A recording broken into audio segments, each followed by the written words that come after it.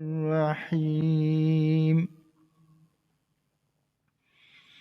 آج ہم سورہ الاعراف کی انشاءاللہ آیت نمبر 11 سے لے کے 17 تک کا مطالعہ کریں گے، اور ان آیات میں انسان کا مرتبہ بھی بتایا گیا ہے، اور ابلیس کو جو اللہ نے دھتکارا ہے اس کا بھی ذکر ہے۔ تو ہم آغاز کرتے ہیں۔ اللہ رب العزت فرما رہے ہیں ان آیات میں، وَلَقَدْ خَلَقْنَاكُمْ ثُمَّ صَوَّرْنَاكُمْ، اور البتہ پیدا کیا ہم نے تم کو، پھر صورت دی تم کو۔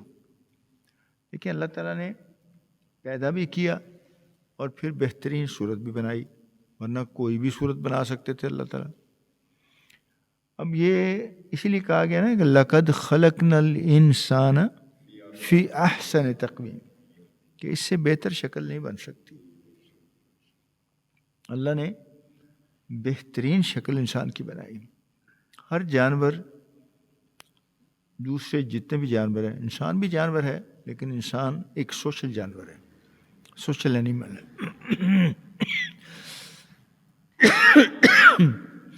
یہ دو ٹانگوں پہ چلتا ہے اور سامنے دیکھتا ہے، ورنہ ہر جانور نیچے کو دیکھتا ہے۔ چاہے شیر بھی ہے وہ نیچے کو، اور ہاتھوں کے اوپر بھی اس کا وزن ہوتا ہے، اور پیروں کے اوپر۔ بلی ہے، کوئی چیز ہے، چوہا ہے، مرغی ہے، بکری ہے، سب چیز آپ دیکھیں، گھوڑا ہے، ہاتھی ہے، اونٹ ہے۔ تو آپ اللہ تعالیٰ نے انسان کو ایک تو بہترین شکل میں بنایا۔ اب اونٹ دیکھیں کتنے اس کے کل ہیں، کتنے اس کے ٹیڑھ پن ہیں، اس میں گردن ہے تو یوں جا رہی ہے، کوہان ہے، پیچھے ہے۔ آپ کو بھی بیٹھیں آپ کو پتہ لگے گا، جب وہ بیٹھا وہ اٹھے گا تو کبھی یوں جائے گا، کبھی یوں جائے گا، کبھی یوں جائے گا، پھر سیدھا ہوگا۔ تو اللہ تعالیٰ نے انسان کو بہت بہترین شکل میں بنایا۔ وہ ہمارے ایک دوست تھے، ڈائریکٹر لائبریریز تھے یہاں، ان کی ڈیتھ ہو گئی ہے، پنجاب کے ڈائریکٹر تھے وہ، بڑا اچھا ماشاءاللہ ان کا مطالعہ تھا۔ تو وہ کہتے تھے کہ میں اگر میرا کہیں لیکچر ہوتا ہے تو میں ان کو کہتا ہوں کہ آپ لوگ کمپیوٹر میں بڑے ماہر ہو، آج کل بچے کمپیوٹر میں ماہر ہیں، تو آپ کمپیوٹر سے انسان کی شکل بنا کے دکھاؤ ذرا، آپ خود اس شکل سے ڈر جاؤ گے۔ تو اللہ نے جو بنائی ہے، اور سبحان اللہ، بعض تو آپ دیکھیں کہ بعض ایسی اللہ کے نے بنائے ہیں، چہرے دیکھ کے آدمی سبحان اللہ کہتا ہے، اللہ کی جو ہے نا جی حمد بیان کرنے لگ جاتا ہے کہ واہ سبحان اللہ، ماشاء اللہ۔ تو اللہ تعالیٰ نے کہا وَلَقَدْ خَلَقْنَاكُمْ ثُمَّ صَوَّرْنَاكُمْ۔ اب اللہ کوئی اور چیز، مطلب کسی کی ایک ٹانگ بنا دیتا، کسی کا جناب آنکھیں اوپر لگا دیتا، ایک آنکھ لگا دیتا جی، ناک کسی پیچھے لگا دیتا، سر پہ لگا دیتا، تو عجیب وہ انسان مسخرہ بن جاتا ہے۔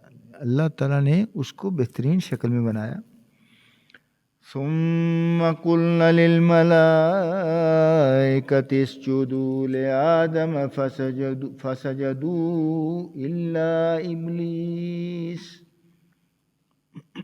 ثم قلنا، پھر ہم نے کہا، یہ حکم اللہ تعالیٰ کا تھا۔ ثم قلنا للملائکہ، کہ ملائکہ سے اللہ تعالیٰ نے کہا، فرمایا تسجدوا لآدم فسجدوا إلا إبلیس۔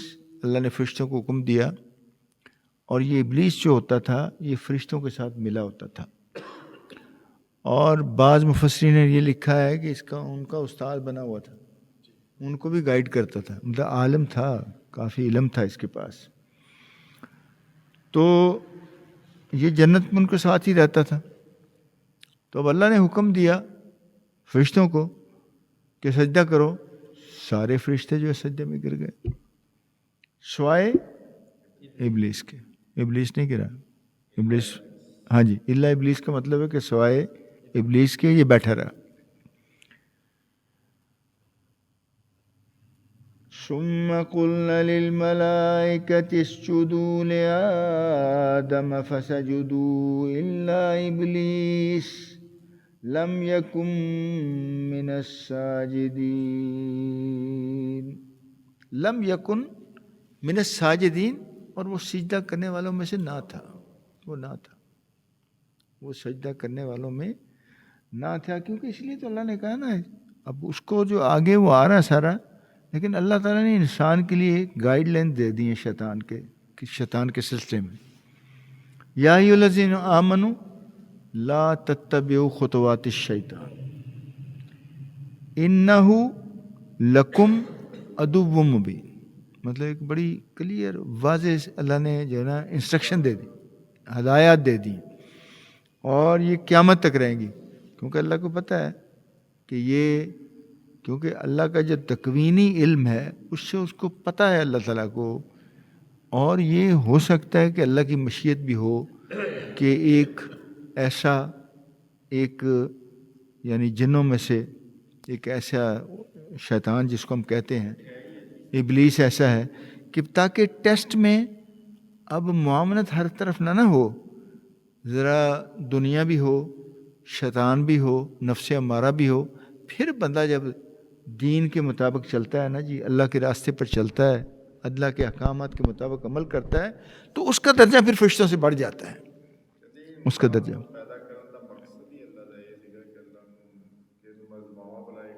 بے شک بے شک بے شک بے شک.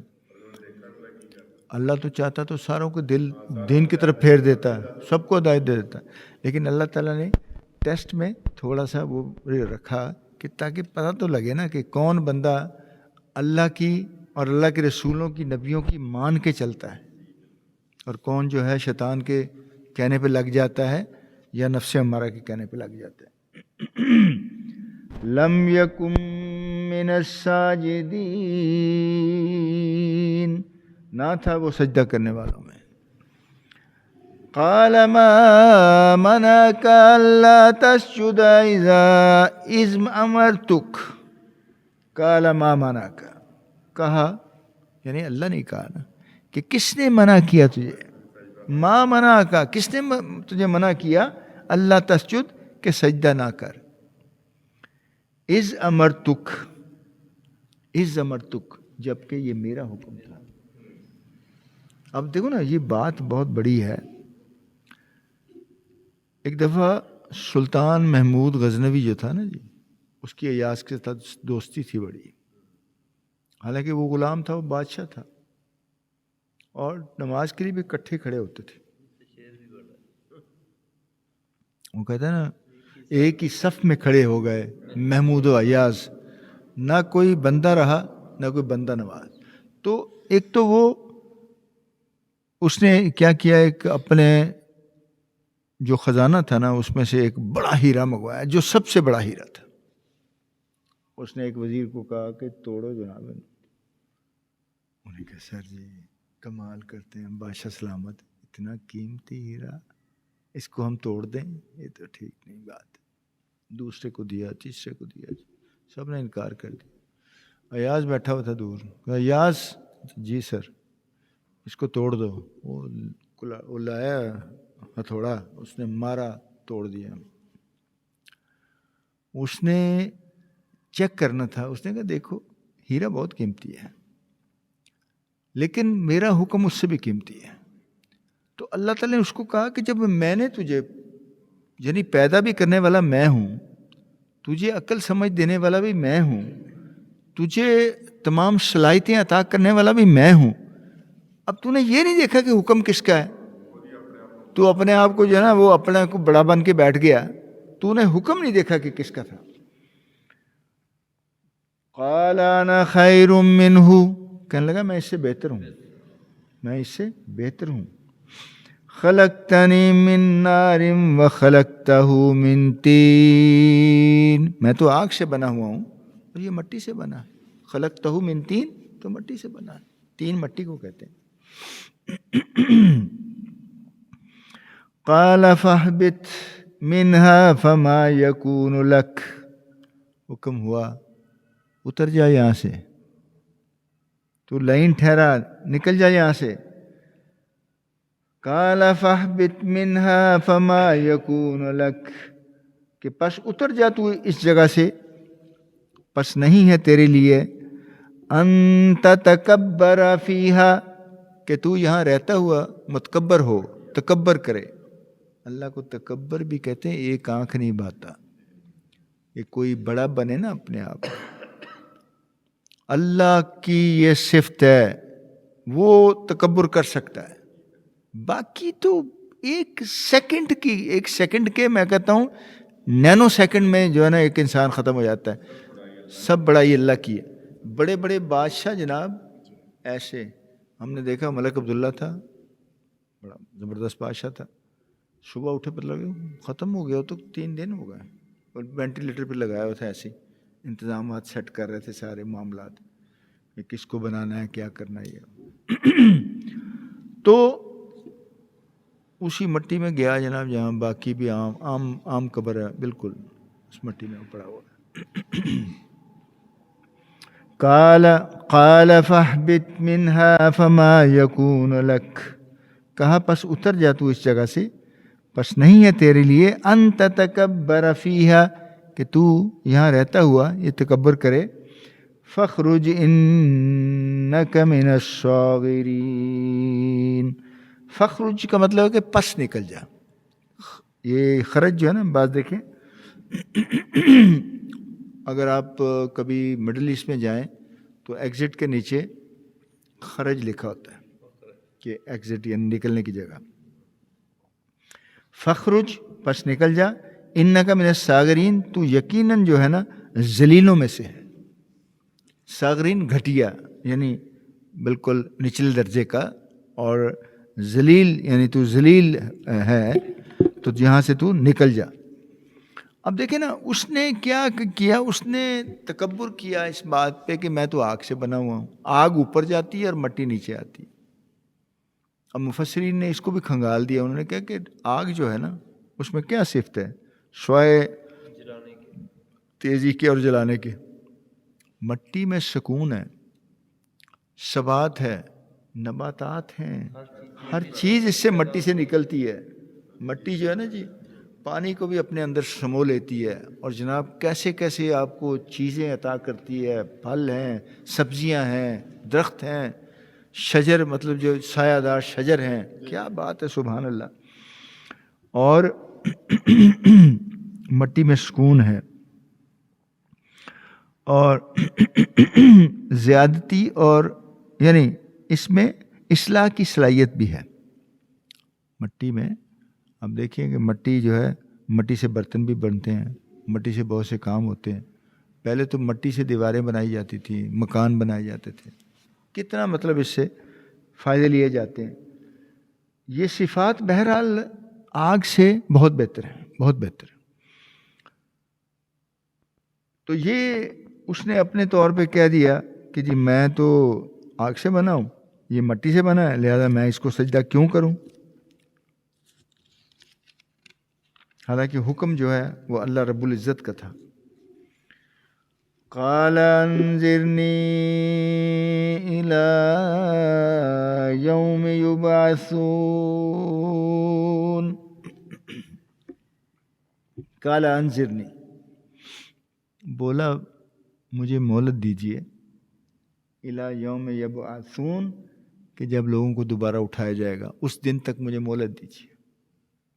اب دیکھو نا سیاںا تو تھا بڑا، اس کو یہ پتا تھا کہ یہ اللہ ہی دے سکتا ہے، اور جب دے دے گا تو پھر میں اسی سے بدلے لوں گا، کیونکہ جس کی خاطر اللہ نے مجھے یہاں سے نکالا ہے اس کو ہی میں پھر ذلیل و خوار کروں گا. قال انظرنی الی یوم یبعثون، باس کہتے ہیں، باسط کہتے ہیں اس دن اٹھانے کو. تو یبعثون کہ اس دن جب اٹھائے جائیں گے. قال انک من المنظرین، فرمایا جا تجھے مہلت ہے، تجھے مہلت عطا کر دی گئی. قال فبما اغويتني لأقعدن لهم صراطك المستقيم. قال فبما، کہا پس جس طرح، اغویتنی گمراہ کیا تو نے مجھے، یعنی مجھے یہاں سے نکال دیا، یعنی مجھے ذلیل کر دیا، خوار کر دیا. لَأَقْعُدَنَّ لَهُمْ صِرَاطَكَ الْمُسْتَقِيمِ، تو ضرور بیٹھوں گا میں ان کے لیے تیرے سیدھے راستے پر. اللہ کا جو راستہ نا صراط مستقیم، مطلب ان سے میں اس کو ڈریل کروں گا، ہٹاؤں گا، اس سے جو ہے نا بھٹکا دوں گا. ثم لآتینہم من بین ایدیہم ومن خلفہم، تو پھر کیا کہا کہ پھر آؤں گا میں ان کے بیچ میں سے، ان کے ہاتھوں کے، یعنی دیکھو نا ہاتھوں کے بیچ میں سے اگر آتا ہے تو وہ کہاں جاتا ہے؟ یہ آپ کے دل پر بھی حملہ آور ہوتا ہے اور دماغ پر بھی حملہ آور ہوتا ہے. وَمِنْ خَلْفِهِمْ، ان کے پیچھے سے آؤں گا. وَعَنْ أَيْمَانِهِمْ، ان کے دائیں طرف سے آؤں گا. وَعَنْ شَمَائِلِهِمْ، اور ان کے بائیں طرف سے آؤں گا، یعنی ہر طرف سے میں حملہ کروں گا ان پر. وَلَا تَجِدُ أَكْثَرَهُمْ شَاكِرِينَ، اور تو ان میں سے اکثر کو جو ہے نا شکر گزار نہیں پائے گا، شکر گزار نہیں پائے گا. اسی لیے تو کہا گیا نا کہ ایک سورہ سبا میں فرمایا گیا کہ وَلَقَدْ صَدَّقَ عَلَيْهِمْ إِبْلِيسَ ظَنَّهُ فَاتَّبَعُوهُ إِلَّا فَرِيقٌ مِّنَ الْمُؤْمِنِينَ. شیطان نے اپنا گمان سچ کر دکھایا، مطلب جو وہ کہتا تھا اس نے کر دکھایا، اور مومنوں کے ایک گروہ کو چھوڑ کر سب اس کے پیچھے لگ گئے. یعنی تھوڑے ہیں نا جو اس کے پیچھے نہیں لگے.